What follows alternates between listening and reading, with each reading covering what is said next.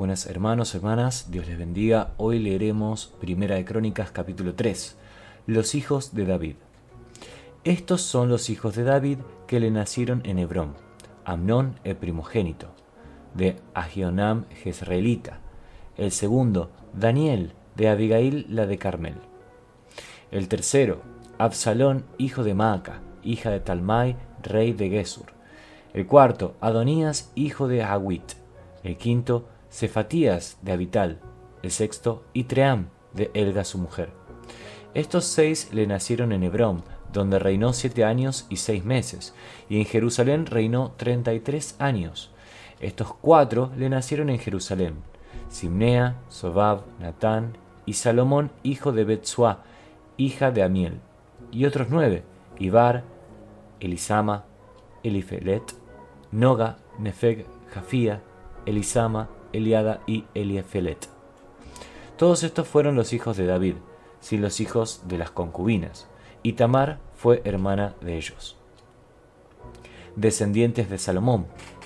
Hijo de Salomón fue Roboam, cuyo hijo fue Abías, del cual fue hijo Asa, cuyo hijo fue Josafat; de quien fue hijo Joram, cuyo hijo fue Ocosías, hijo del cual fue Joás; del cual fue hijo Amasías, cuyo hijo fue Azarías, e hijo de este Jotam. Hijo de este fue Acaz, del que fue hijo Ezequías, cuyo hijo fue Manasés; del cual fue hijo Amón, cuyo hijo fue Josías.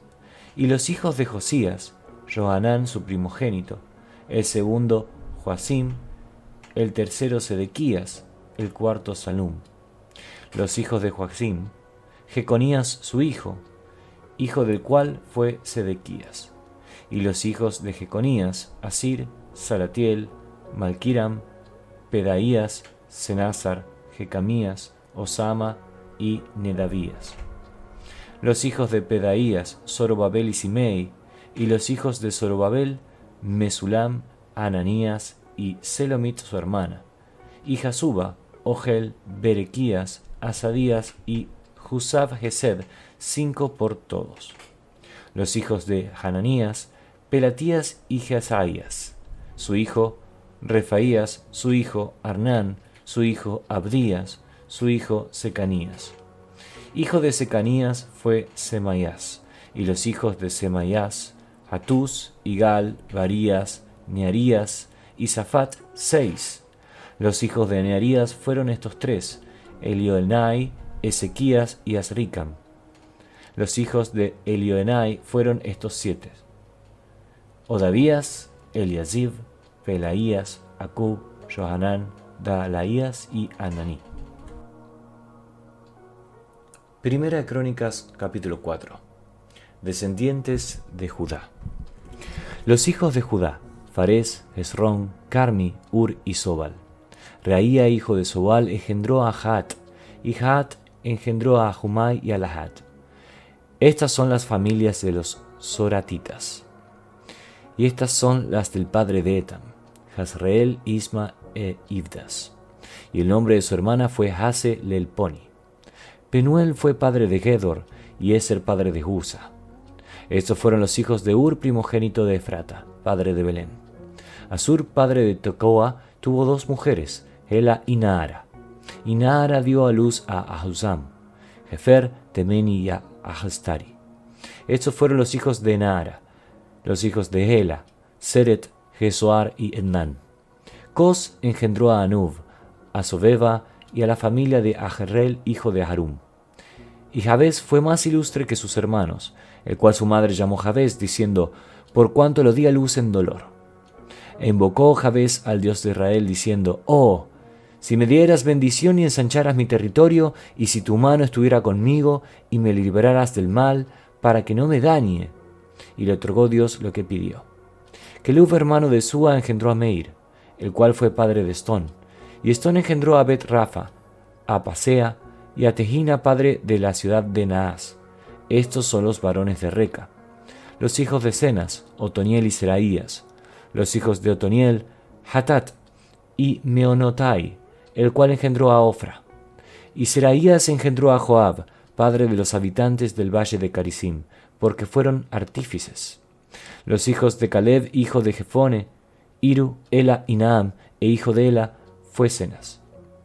Los hijos de Jehalel, Sif, Sifa, Tirías y Azareel. Y los hijos de Esdras, Jeter, Mered, Efer y Jalón, también engendró a María, a Samai y a Isba, padre de Estemoa. Y su mujer Jehudaía dio a luz a Jered, padre de Gedor, a Eber, padre de Soco, y a Jecutiel, padre de Sanoa. Estos fueron los hijos de Bitia, hija de Faraón, con la cual casó Mered. Y los hijos de la mujer de Odías, hermana de Naam, fueron el padre de Keila Carmita, y Estemoa Maacateo. Los hijos de Simón, Abnón, Rina, Ben-Hanán y Tilón. Y los hijos de Isi, Sohet y Ben-Sohet. Y los hijos de Sela, hijo de Judá, padre de Leca, y Laada, padre de Maresa, y las familias de los que trabajan lino en Bet-Asbea. Y Joacim, y los varones de Coseba, Joás y Saraf, los cuales dominaron en Moab y volvieron a Lehem, según registros antiguos. Estos eran alfareros y moraban en medio de plantíos y cercados, moraban allá con el rey, ocupados en su servicio. Descendientes de Simeón. Los hijos de Simeón, Nemuel, Jamín, Jarib, Sera, Saúl y Salum su hijo, Mibsam su hijo y Misma su hijo. Los hijos de Misma, Jamuel su hijo, Zacur su hijo y Simei su hijo. Los hijos de Simei fueron 16 y 6 hijas, pero sus hermanos no tuvieron muchos hijos, ni multiplicaron toda su familia como los hijos de Judá. Y habitaron en Berseba, Molada, Hazar Sual, Bila, Esem, Tolad, Betuel, Orma, Siclag, Bet Marcabot, Hazar Susim, Bet Birai y Saarim. Estas fueron sus ciudades hasta el reinado de David, y sus aldeas fueron Etam, Ain, Rimón, Toquén y Asán, 5 pueblos, y todas sus aldeas que estaban en contorno de estas ciudades hasta Baal. Esta fue su habitación y esta su descendencia. Y Mesobab, Jamlec, Josías, hijo de Amasías, Joel, Jehú, hijo de Josibías, hijo de Seraías, hijo de Asiel, Elioenai, Jacoba, Jesoaía, Asaías, Adiel, Jesimiel, Benaía y Sisa, hijo de Sifi, hijo de Alón, hijo de Jedaías, hijo de Simri, hijo de Semaías.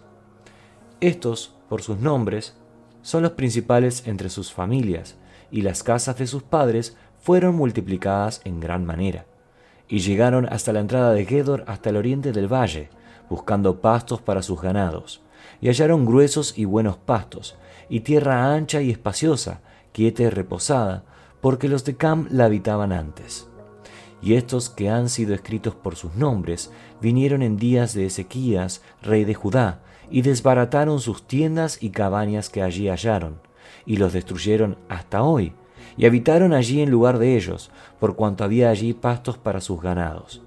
Asimismo, 500 hombres de ellos, de los hijos de Simeón, fueron al monte de Seir, llevando por capitanes a Pelatías, Nearías, Refaías y Uziel, hijos de Isi, y destruyeron a los que habían quedado de Amalec, y habitaron allí hasta hoy. Hebreos capítulo 9. Ahora bien, aún el primer pacto tenía ordenanzas de culto y un santuario terrenal, porque el tabernáculo estaba dispuesto así. En la primera parte, llamada el lugar santo, estaban el candelabro, la mesa y los panes de la proposición. Tras el segundo velo estaba la parte del tabernáculo llamada el lugar santísimo, el cual tenía un incensario de oro y el arca del pacto cubierta de oro por todas partes, en la que estaba una urna de oro que contenía el maná, la vara de Aarón que reverdeció y las tablas del pacto, y sobre ella los querubines de gloria que cubrían el propiciatorio, de las cuales cosas no se puede ahora hablar en detalle.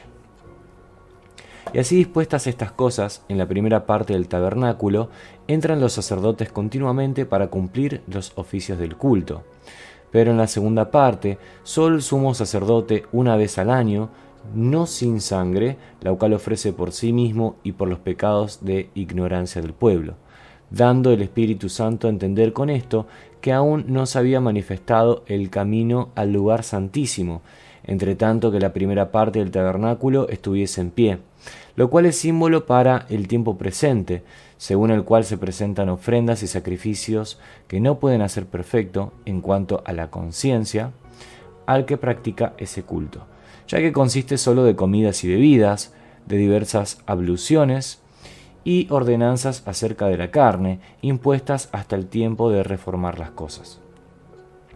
Pero estando ya presente Cristo, sumo sacerdote de los bienes venideros, por el más amplio y más perfecto tabernáculo, no hecho de manos, es decir, no de esta creación, y no por sangre de machos cabríos ni de becerros, sino por su propia sangre, entró una vez para siempre en el lugar santísimo, habiendo obtenido eterna redención. Porque si la sangre de los toros y de los machos cabríos y las cenizas de la becerra rociadas a los inmundos santifican para la purificación de la carne, ¿cuánto más la sangre de Cristo, el cual mediante el Espíritu Eterno se ofreció a sí mismo sin mancha a Dios, limpiará vuestras conciencias de obras muertas para que sirváis al Dios vivo? Así que, por eso, es mediador de un nuevo pacto, para que interviniendo muerte para la remisión de las transgresiones que había bajo el primer pacto, los llamados reciban la promesa de la herencia eterna. Porque donde hay testamento, es necesario que intervenga muerte del testador. Porque el testamento con la muerte se confirma, pues no es válido entre tanto que el testador vive. De donde ni aun el primer pacto fue instituido sin sangre, porque habiendo anunciado Moisés todos los mandamientos de la ley a todo el pueblo, tomó la sangre de los becerros y de los machos cabríos, con agua, lana escarlata e hisopo, y roció el mismo libro y también a todo el pueblo, diciendo: Esta es la sangre del pacto que Dios os ha mandado. Y además de esto, roció también con la sangre el tabernáculo y todos los vasos del ministerio, y casi todo es purificado, según la ley, con sangre, y sin derramamiento de sangre no se hace remisión. El sacrificio de Cristo quita el pecado. Fue, pues, necesario que las figuras de las cosas celestiales fuesen purificadas así, pero las cosas celestiales mismas con mejores sacrificios que estos. Porque no entró Cristo en el santuario hecho de mano, figura del verdadero, sino en el cielo mismo para presentarse ahora por nosotros ante Dios, y no para ofrecerse muchas veces, como entra el sumo sacerdote en el lugar santísimo cada año con sangre ajena. De otra manera, le hubiera sido necesario padecer muchas veces desde el principio del mundo, pero ahora, en la consumación de los siglos, se presentó una vez para siempre por el sacrificio de sí mismo para quitar de en medio el pecado. Y de la manera que está establecido para los hombres que mueran una sola vez y después de esto el juicio. Así también Cristo fue ofrecido una sola vez para llevar los pecados de muchos y aparecerá por segunda vez sin relación con el pecado para salvar a los que le esperan.